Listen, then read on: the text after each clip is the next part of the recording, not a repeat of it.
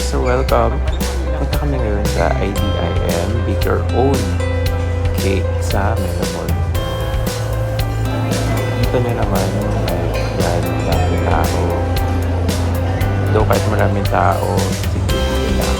Kaya finally, pasok na tayo. Pili tayo ng cake natin yung ibigay.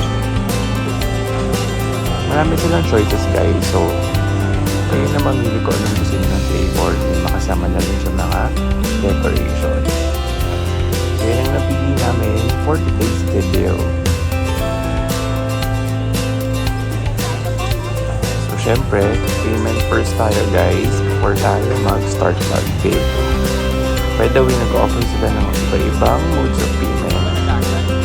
And nakikita nyo naman ang daming tao, ang daming nag-bake. May locker sila guys, so sa mga gusto mag-iwan ng gamit, yan, tinago na muna namin yung gamit, dahil lang namin yung phone.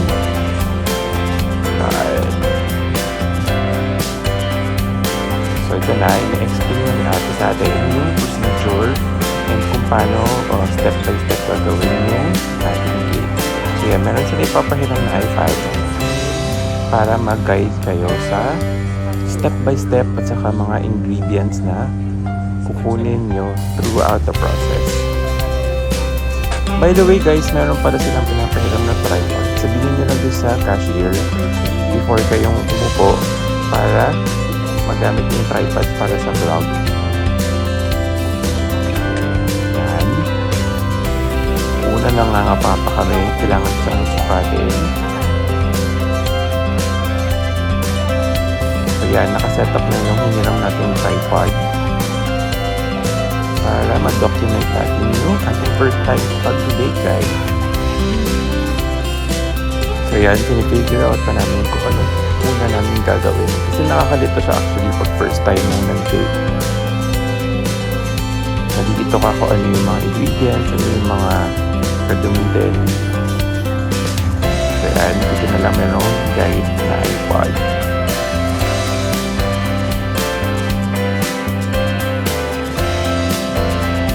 So, kailangan yung sundon guys, yung iPod para sa step-by-step process ng pag-bake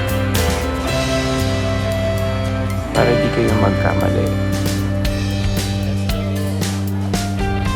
So guys, pupunta na tayo sa mixer.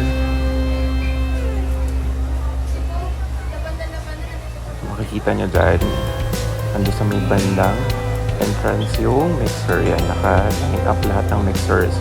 Tabi-tabi siya.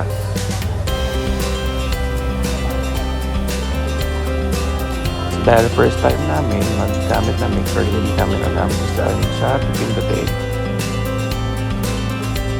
Kailangan mo pang magtanong sa kila ate para malaman mo kung anong gagawin guys.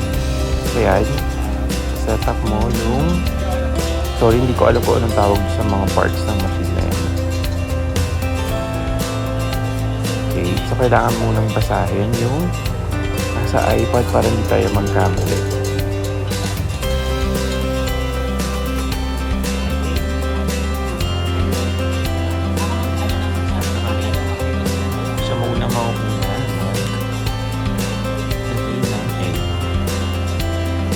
Palitan kami doon actually guys. So siya, since first time din yan, kunwari arte-arte, picture-picture, yan. So siya naman muna ang maglalagay ng egg para sa mixer. Selfie muna daw siya.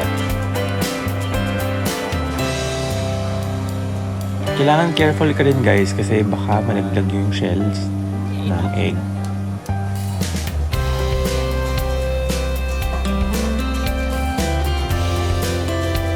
Okay, after 2 eggs, palit kami. Diba? Parang may selfie din ako. First time ko din eh.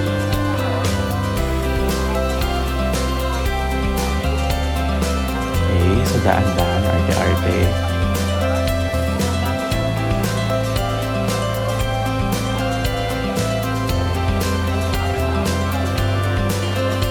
Actually guys, kaya kami tumagal sa pag-bake dahil marami rin kami selfie sa videos. Syempre iba kasi yung feeling ko first time ka nag-bake ng cake. Okay, so ako na mag-break ng egg.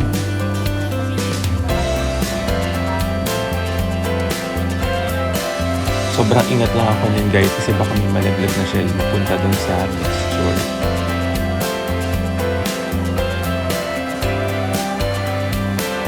Yan, o diba art-art ka dyan.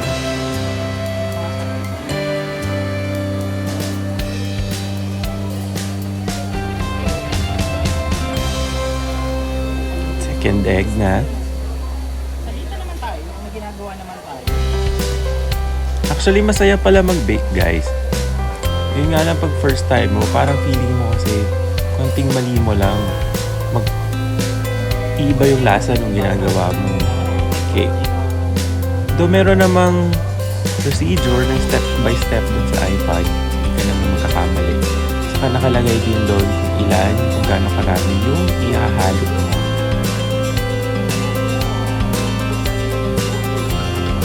Ihahalo na natin lahat ng ingredients, yung mga flour.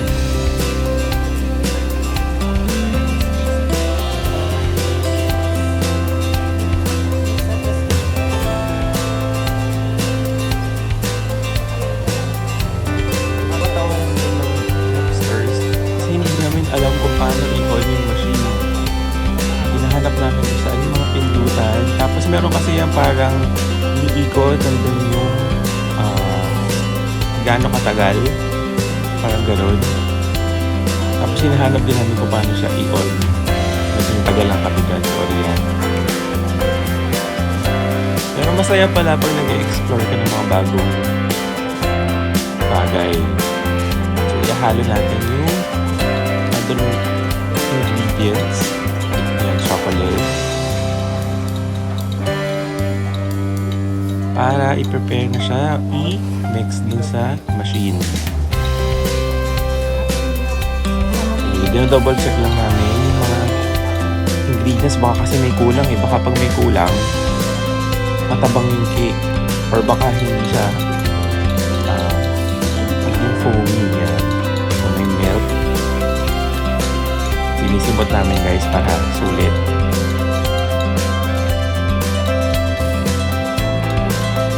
Halatang kabado kami guys kasi tingnan mo, yung iba kasing baker ang bilis nila maglagay ng mga ingredients. Kami grabe sobrang bagal.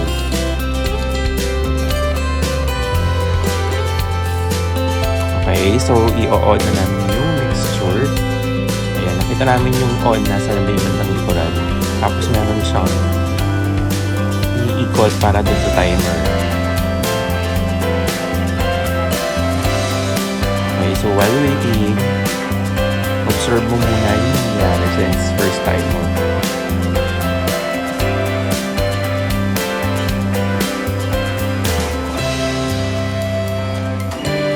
Nakakatawa pala guys kung marami kayo nag-bake first time. Nakikita mo rin yung mga ibang tao, ano yung mga binibake nila.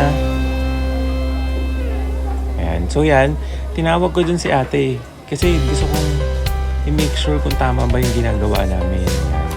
So, check ni ate, check yung mixture, check yung machine.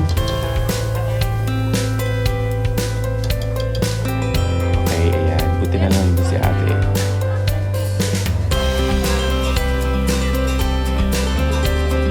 Okay. Sana okay yung ginagawa namin. Pag meron kayong mga questions naman mga Jeffsters, pwede nyo naman itanong yung mga staff na nandun para i-guide kayo throughout the process. Lalo sa atin mga first time bakers, kailangan nating magtanong, sabi nga ni Tita Susan, huwag mahihiyang magtanong. Okay, so lipat tayo dun sa table natin.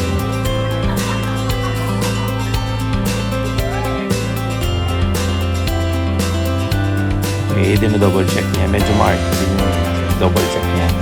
So, lilipat tayo sa ating table. Yan. So, ilalagay na natin sa parang molds.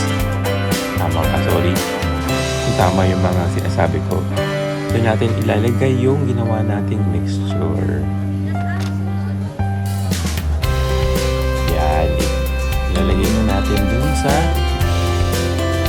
tatlong mold.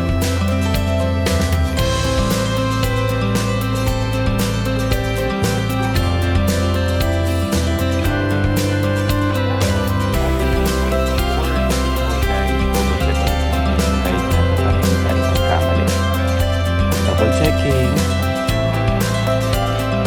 Check din namin kung after noon saan namin siya ilalagay. So, yan na.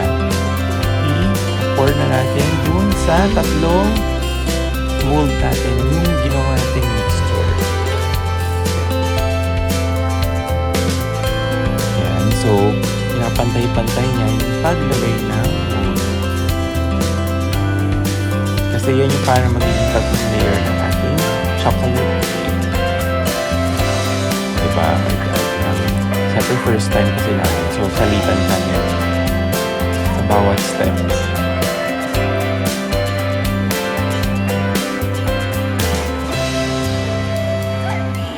So, yan, tinatansya namin kasi gusto namin perfect siya at equally distributed dun sa tatlong mold.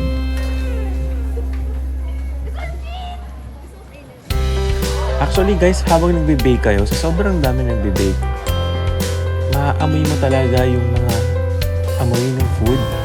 Sobrang naamoy mo yung mga luto na din sa oven. Sobrang bango, lalo na yung mga gumagawa ng chocolate, maamoy mo talaga. May arte-arte muna.